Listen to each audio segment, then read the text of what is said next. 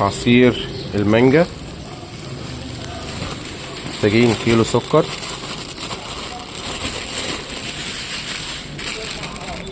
زي ما عملنا التمر هندي برضو نفس الوضع، مش هيفرق نوع السكر ايه، ابيض احمر اخضر ازرق، المهم ان هو يكون خشن.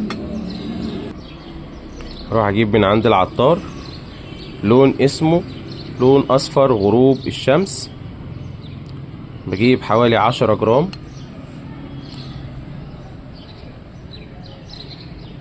يعني ممكن يجيبهم لنا مثلا ب10 جنيه ولا حاجة.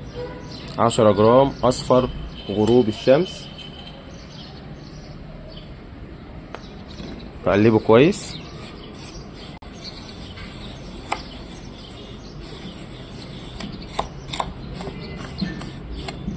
هو لونه في الاول كده بيبقى مدي على برتقاني او احمر، لكن مجرد ما هيجي عليه اللون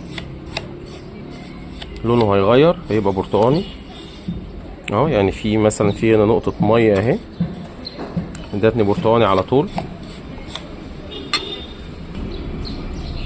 و10 جرام اسانس مانجا،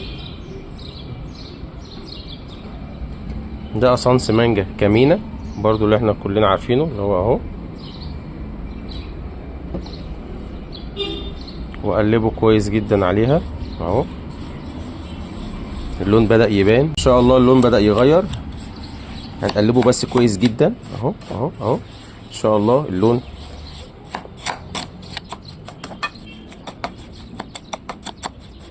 ان شاء الله ان شاء الله ريحته بقى قويه جدا.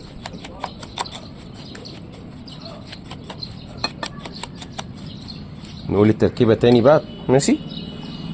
كيلو سكر،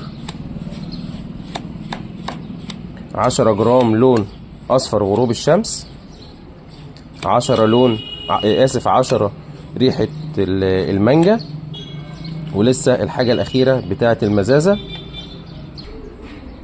25 جرام ملح ليمون، علشان يدي المزازه بتاعه العصير. حطينا 25 جرام، حطينا 30 جرام، مش هيضايقني في حاجه.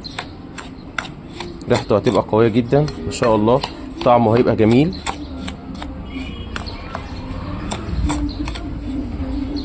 وبكده نكون عملنا عصير المانجا.